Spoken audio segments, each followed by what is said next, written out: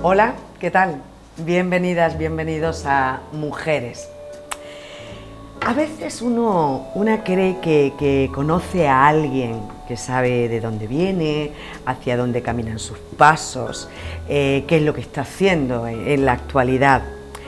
La mujer que hoy nos acompaña la conozco desde hace mucho tiempo, pero al leer su biografía me he dado cuenta de que no sabía mucho de ella. Quizá me he quedado siempre en la superficialidad, lo que he visto a bote pronto, cosa que no sucede con mucha frecuencia. Es verdad que eso que he visto siempre me ha resultado fascinante, porque creo que es una mujer brillante, es una mujer valiente, es una mujer luchadora y comprometida socialmente. Una mujer que a través de su arte nos plasma, nos hace ver realidades sociales muy importantes. Y todo eso lo hace muchas veces a través del humor. Bendito humor. Ella es Raquel Toledo. Hola Raquel, ¿qué tal? Hola Marisol. ¿Qué pasa? ¿Cómo te has levantado hoy, Raquel? ¿Bien? Muy contenta porque iba a venir aquí contigo. Qué bien, qué alegría. Bueno, pues vamos a conocerte un poquito mejor, porque yo me he dado cuenta de que no sabía muchísimas cosas de ti y me apetece además que los telespectadores que están conectando en este momento con nosotros compartan tu experiencia vital junto conmigo. Raquel es cordobesa. Cordobesa de los pies a la cabeza. Ole, ole y ole. Pero vives a caballo entre tu ciudad natal, entre Madrid, entre Panamá, bueno, y seguramente allá donde te llamen. ¿Cómo llevas todo este ajetreo? Porque creo que no es fácil, sobre todo cuando se tienen algunas cosas que hacer, cuando una tiene un hijo, cuando tiene otras cosas a las que atender y no puede apartar. Pues es un equilibrio bastante complicado, pero cuando haces lo que te gusta, y en mi caso es lo que está pasando, estoy pudiendo realizarme profesionalmente. Me gusta muchísimo ser coach de actores, me encanta dirigir y cuando puedo interpretar y dar clases de actuación, entonces eso me motiva a resolver los otros conflictos. También es verdad que mi hijo ya es un adolescente, ya está en la etapa de que se mueve solo y es más fácil. Y Ahí lo llevas, ¿no? Dices tú, un hijo adolescente tampoco es fácil, ¿no, Raquel? Para nada. Porque también hay que estar como muy atenta. Muy atenta, sí. Tengo la suerte de que su padre está muy pendiente de él y eso es una suerte, la verdad. Y así no lo vadeamos bastante bien. Bueno, vámonos al inicio de tu tiempo en esta vida. ¿Dónde comienza la vocación de Raquel? ¿Cuándo sientes esa necesidad de comunicar emociones, de despertar emociones en un público? Pues es curioso porque la primera vocación que yo tuve con 9 años fue ser presidente de España. ¿Cómo? ¿Presidenta del gobierno? Te lo prometo. Ah, sí. Estaba viendo la tele, ya ves tú, vivía yo en la calle Cruz Conde. Estaba viendo yo la tele a Adolfo Suárez y no sé por qué, porque quizá mi padre estaba siempre muy pendiente de los movimientos políticos, también estábamos viviendo en una época bastante convulsa. potente, sí. Y yo me acuerdo que los ladrillos de la casa eran como antiguos y debajo del ladrillo metí un papel y dije, voy a ser presidenta de España.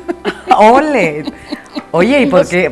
¿Te no podías haber puesto? Es que no, luego ya me di cuenta que no servía para la política, precisamente por mi convulsión emocional. Y ahí, bueno, yo también desde chiquita, mi abuela vivía encima y tenía un baúl lleno de camisones antiguos. Y yo era todo el día disfrazándome. O sea, ese fue mi primer momento como actriz, ¿no? Disfrazarme todo el rato, me encantaba disfrazarme. Bueno, quizás veías como a ese presidente del gobierno como si fuera también un actor, porque la política tiene mucho de interpretación, ¿no? Totalmente. Por favor, con todo el respeto hacia el trabajo político, ¿eh? Por supuesto. Sí, efectivamente. Pues sí, algo habría ahí, o se mezclaría también la necesidad de comunicar, ¿no? Él estaba haciendo que todo el mundo lo escuchara, ¿no? Y ahí eso es una necesidad que he tenido yo siempre de... ¿Tenemos mucho ego los artistas? Yo creo que sí, yo creo que tenemos un ego, pero no negativo, ¿eh? Ojo, no tiene por qué ser el ego negativo. Tenemos mucha necesidad de ser escuchados, de ser mirados y de soltar todos esos gremlins, como yo le digo, que tenemos dentro y que necesitamos sacar. Y como socialmente tenemos como que estructurarnos con uno de los gremlins, pues qué bueno poder sacar los otros a través del escenario y de la cámara. ¿Es necesario, entonces, tú crees que es necesario el ego en un artista? Siempre que esté equilibrado y no se convierta en divismo. Pasa que ahí hay una delgada línea, ¿no? que se puede traspasar en un momento. A mí no me gustan los divos, ni creo que sea yo de ese tipo de artista, ni mucho menos, y creo que eso es un problema. Que es un problema de no saber lidiar. Pero también entiendo que esa necesidad de comunicar a mí me ha dado la salud. A mí el arte de la interpretación me ha mantenido sana mentalmente. Qué bien, qué bonito eso que dices. Bueno, pues resulta que Raquel pues decide formarte en esto de la interpretación, de la dirección de escena también. Pero decides irte a Madrid, a la RESAD de Madrid. RESAD, para aquellas personas que no lo sepan, es Real Escuela Superior de Arte Dramático. Yo empecé en Córdoba. Eso es que te iba a preguntar, porque en Córdoba tenemos una escuela, no es una real, pero sí hay una escuela superior de arte dramático.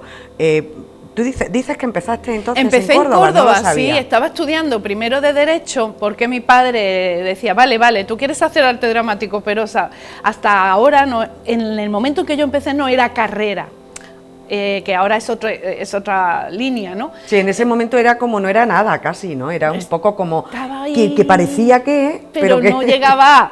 No llegaba, efectivamente. Entonces él veía que, bueno, pues lo que piensan en general todos los padres, que estudiara algo. De hecho, estudié hasta tercero de Derecho en la Universidad de Córdoba. Y justo lo hice en 2 años, primero aquí en Córdoba, y entraron unos del País Vasco que venían a estudiar aquí en Córdoba, y ellos me decían que en Madrid, bueno, pues que tenía más oportunidades, que era mejor estudiar allí porque te conectabas con más gente de la profesión. Y entonces me presenté a las pruebas en Madrid, que mi padre yo creo que me llevó diciendo, bueno, estábamos en la época de fama, que la haga, pero como diciendo, no, la van a coger. Pero te cogieron. Claro, porque tú tuviste que pasar unas pruebas y las pruebas de las escuelas no son fáciles. Y de la RESAD, y además en ese momento eran mucha gente venía, porque había muy pocas escuelas, que ahora hay muchas más, oficiales en varios puntos del estado, y en ese momento no había, y nos presentábamos, yo creo que era 600, una barbaridad, porque estaba fama además en la tele. Bueno, y dice que parecía que Madrid podía abrir muchísimas más puertas, ¿no? Porque quizá el mundo del teatro, del cine, de la televisión está centralizado en Madrid. Bueno, ya sí está empezando a estar en todo el territorio nacional, claro, afortunadamente, pero sí que en esa época Madrid era el centro donde... ¿Ocurrió eso? ¿Pasó que en tu vida, en ese momento que estabas en Madrid, ocurrió que fue bueno para tu carrera? ¿Conseguiste adentrarte en ese núcleo a veces y en aquel tiempo tan cerrado? Pues cuando estudié interpretación no, pero cuando estudié dirección de escena sí, porque estudiando la carrera, que fuimos la primera promoción, ya empecé a trabajar profesionalmente como ayudante de dirección con José Luis Raimond. Estuve hasta en lo que ahora es en la Sala Valle Inclán, en el Centro Dramático Nacional, la parte que antes era la Sala Olimpia. Estuvimos haciendo una producción con varias productoras, estaba Pentación incluida, sobre el SIDA en aquel momento, y eso me ayudó mucho a meterme profesionalmente. Fui de Ignacio García May y de José Luis Raimon, ayudante de dirección. O sea que estudiaste interpretación, empezaste interpretación aquí Sí. en Córdoba, luego te trasladaste a Madrid, terminaste interpretación y continuaste con dirección de escena. Bueno, tuve 2 años en Barcelona, que ahí fue donde me surgió la vocación como profesora. Hubo un quiebro económico en mi familia, nos tuvimos que ir todos para Barcelona, viví allí el 92, que fue espectacular, estuve en el estadio ¿Olímpico? Sí, y en el Camp Nou, viendo el España-Polonia me parece, que ganamos. Yo no soy futbolera, pero ese momento fue como espectacular allí, ¿no? O sea, que tuve la suerte de vivir ese año en Barcelona, esos 2 años, trabajé en Sant Boi de Llobregat como profesora de interpretación y como directora de una compañía de allí del ayuntamiento, y ahí encontré mi vocación como profesora y como directora. Como directora, y entonces fuiste de nuevo, A Madrid. Te vas a Madrid y entras en RESAD otra vez y Sí. estudias dirección de escena. No sé, se me ocurre, porque hay alguna... El público, ¿no?, en general, el espectador y la espectadora a veces puede pensar que todas esas personas que están en un escenario detrás de una cámara lo que tienen es talento, y bueno, y con ese talento pues van y se manejan y hacen esas divinidades que a veces hacen algunos de los actores o actrices, pero en realidad no saben la formación que tiene que tener un intérprete para subirse a un escenario con una responsabilidad. ¿Tú qué crees? ¿Qué formación tiene que tener un intérprete? Yo creo que los intérpretes siempre estamos formándonos, o sea, hasta el final. La experiencia vital, la capacidad de observación y luego el poder formarte con grandes maestros para asimilar técnicas mucho más fáciles y no viciarte, es importantísimo. ¿En qué tiene que formarse? Pues tiene que desarrollar las técnicas de concentración, de escucha, para desarrollar la imaginación, saber trabajar con personas de las que te nutres. Para mí las escuelas son una manera de aprender mucho más condensado lo que a lo largo de la vida como actriz o como actor, pues antes, cuando no existían las escuelas, pues lo hacías viendo a trabajar a los compañeros. Tú como profesora Sí. de interpretación que eres, Sí. ¿qué es lo que intentas inculcar a tu alumnado? Pues por un lado, limpiarles los vicios que se adquieren en tu conducta, saber que si vas a hacer otros personajes tienes que limpiarte de tus propios malos hábitos, entre comillas. Por otro, desarrollar la creatividad, su autonomía como artista, tomando conciencia de que como su cuerpo es su instrumento, puede tener problemas o su cuerpo lo tiene que afinar constantemente, como hace un violinista o como hace una bailarina o un bailarín, ¿no? Con sus pliés, sus relevés o sus escalas, es el entrenamiento del actor, de la actriz. Entonces es importante que sepan que existen unas técnicas a través de las cuales tú puedes rescatar esos viajes emocionales, sobre todo a través de las sensaciones. El cuerpo recuerda mejor que la mente. Y como ya decía el gran maestro Stanislavski, que llegó al final a darse cuenta que las emociones no son fáciles de asir y por tanto es mejor trabajar desde los verbos de acción. Esos son, en pocas palabras, los elementos claves que desarrollo con ellos a lo largo de las clases de formación actoral. Bueno, pasaste una temporada en Madrid y regresas a Córdoba en 2007. Bueno, una temporada que son 20 años. Bueno, 20 años no es nada. Una temporada grande. Sí. Decía Serrat, ¿no? El primer disco hace 20 años o tenía 20 años, luego decía... 20 años es una temporada importante, desde luego. Pero sí, regresas a Córdoba en el año 2007, ¿por qué? Bueno, yo ya llevaba muchos años de profesora en la TAI, pues básicamente porque tuve un hijo. La TAI, para es la Escuela Superior de Artes Imaginarias,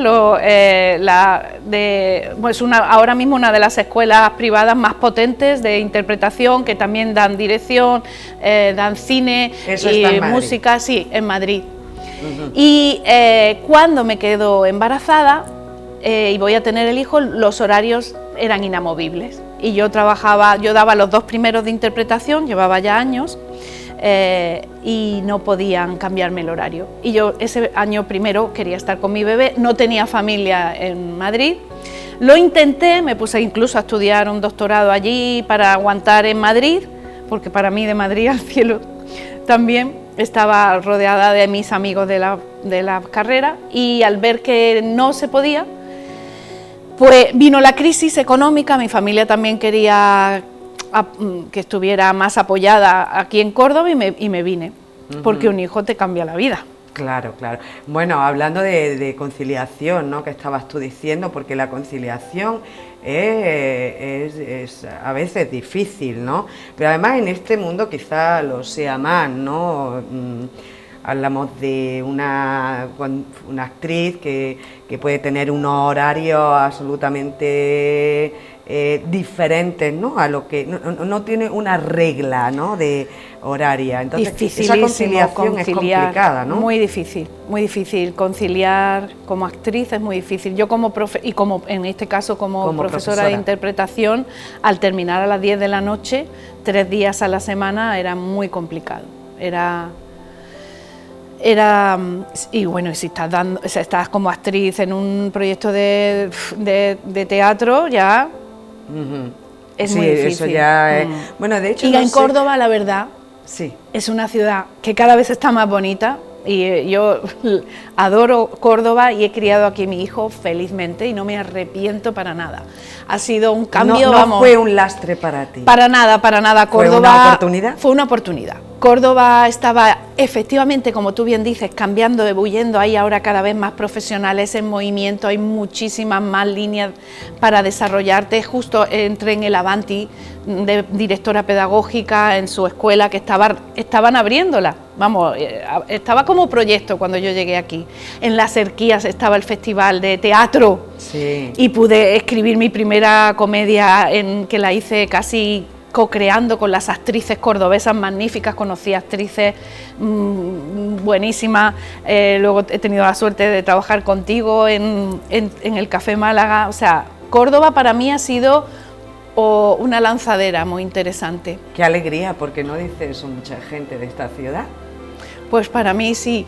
¿Escribiste tu primera obra? Me has dicho, porque además de ser intérprete, directora, también escribí, bueno, es que Raquel, eres una creadora, en realidad eres una gran creadora. Gracias. A ver, esto de escribir, a mí me parece como algo dificilísimo. Para mí también.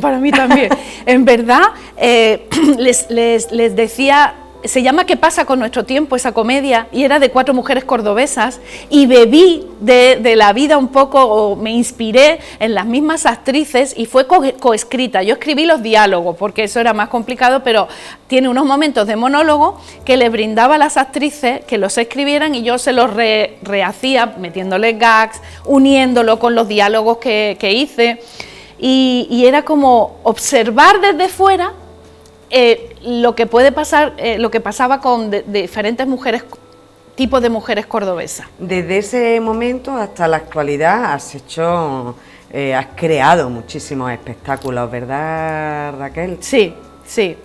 ¿Y qué es lo que a ti te gustaría contar que no hayas contado aún encima de un escenario o tras de una cámara? Yo quiero contar los conflictos por los que pasamos las mujeres cuando vemos que tenemos que cuidar a nuestros mayores y a la vez queremos desarrollarnos como profesionales, y les tenemos un gran aprecio, cariño y respeto a esas personas, y sentimos por un lado nuestro deber con ellas, y por otro no queremos dejar de realizarnos profesionalmente, de seguir creando. Hay una pulsión muy grande. Yo ahora que me he metido en el mundo del cine, siento que quiero dirigir una película a raíz de los premios que me han dado como en los cortos, y entonces creo que puedo contar cosas importantes, pero a la vez tengo ese conflicto de no dejarme atrás esas personas que a mí me han criado y me han cuidado y se merecen que yo esté pendiente de ellas. Y como esta profesión que tengo no es algo monetariamente fijo, lo mismo ganas que no ganas. Claro, de cualquier manera las mujeres seguimos siendo las grandes cuidadoras, pues, por supuesto lo hacemos con todo el cariño y el respeto que merecen nuestros mayores, que también fueron nuestros cuidadores, pero hay una diferencia brutal entre el mundo femenino y el mundo masculino. ¿Esto está cambiando algo?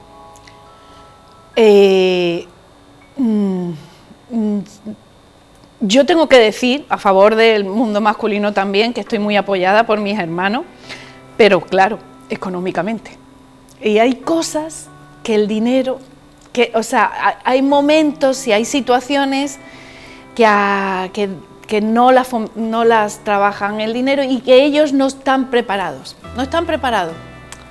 No sé las nuevas generaciones. Yo creo que las nuevas generaciones, por lo menos un sector de esas nuevas generaciones, sí están cambiando. Sí están cambiando. Vaya por Dios, nos vamos a perder. Nos vamos a perder GPS, bueno, pero no importa. Sabemos el camino que tenemos que recorrer.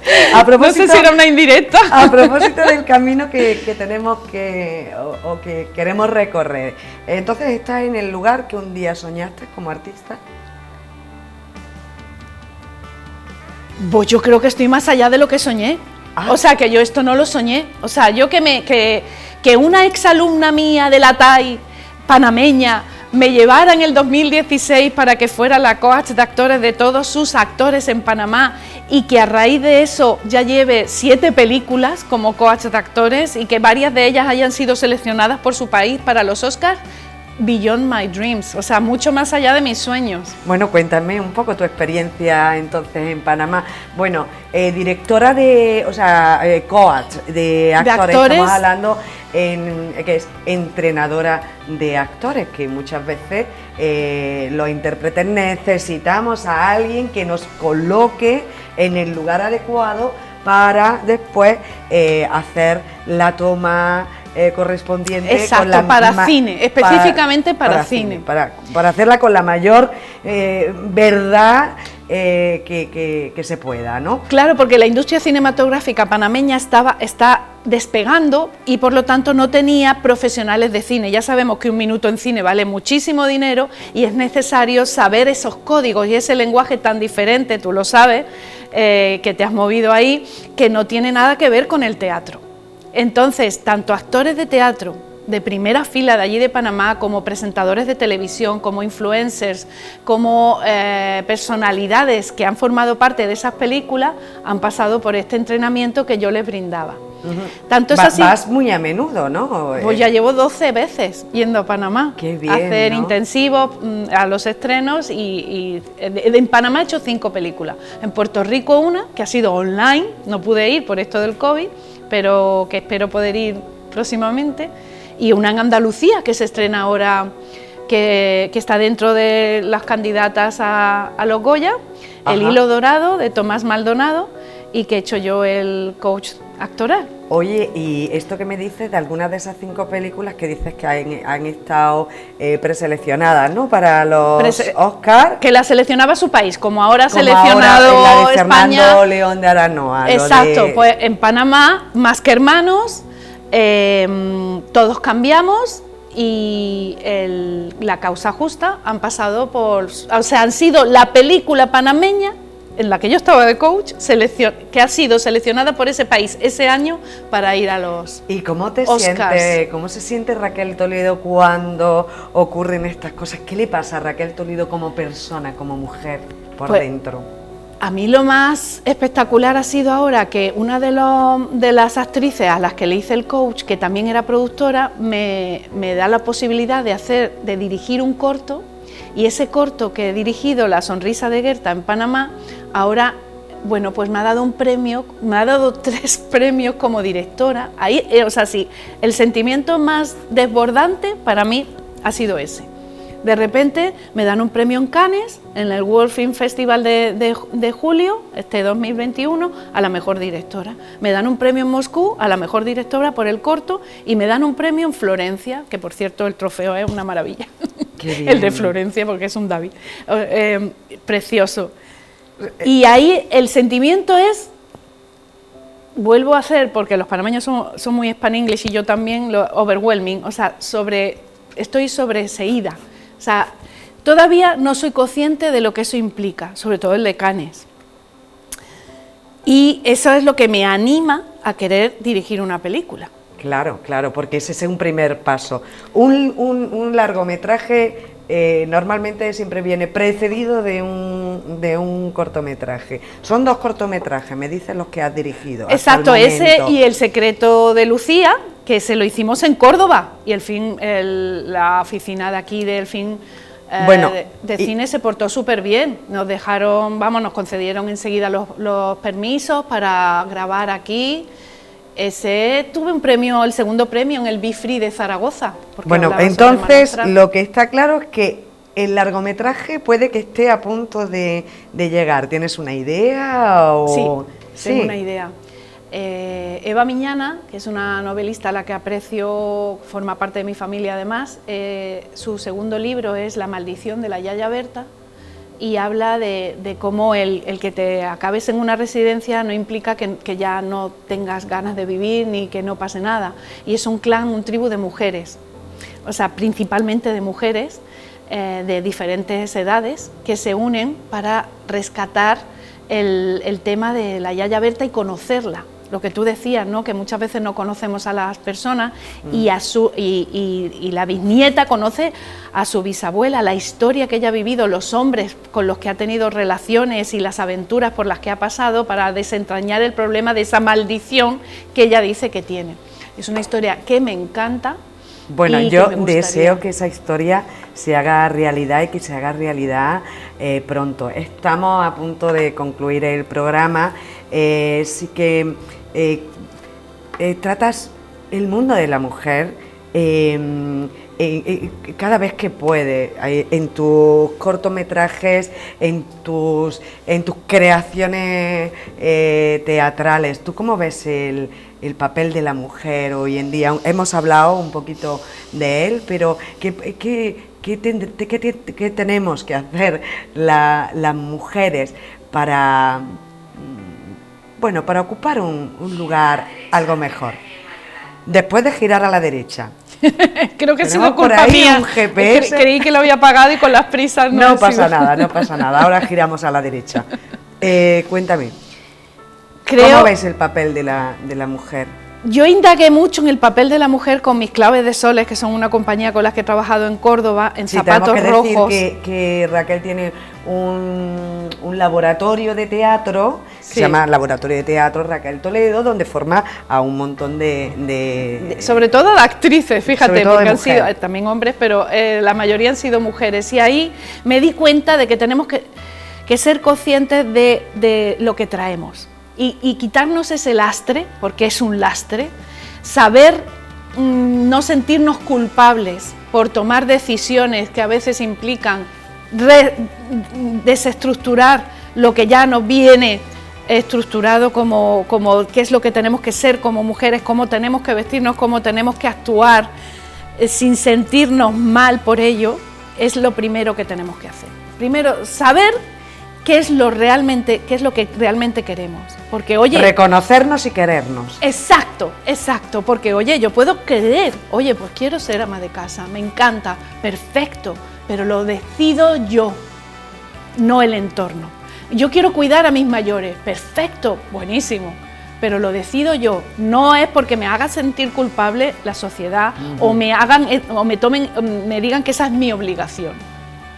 Decía Gabriel García Márquez, lo único realmente nuevo que podría intentarse para salvar a la humanidad es que las mujeres asuman el manejo del mundo, porque hasta ahora el manejo del mundo lo ha asumido el hombre. Totalmente. ¿Tú crees que puede ser? Está siendo en algunos sitios y creo que debe ser. creo que debe ser. Raquel, te deseo lo mejor. Muchas gracias. Deseo que sigas trabajando, que no pares de trabajar, de inventar, porque siempre es un gustazo ver tus creaciones. Me divierto mucho con ellas y aprendo mucho de ellas. Ahí estamos con Mujeres con Mucha Guasa, con la siguiente Pared de Amigas 3.0 por los pueblos, en Tierra de Mujeres estamos ahora, con pues, Eva Pedraza y María Jurado. Pues miren, si pasa Eva Pedraza y María Jurado cerca de su casa, no se la vayan a perder, porque es divertido y muy intenso también. Gracias, Raquel, de verdad, A ti un placer, siempre, un placer. Felicidades por todo. Gracias. Ahora vamos Giramos. a girar otra vez ligeramente hacia la derecha para despedir este programa. Muchas gracias por estar ahí.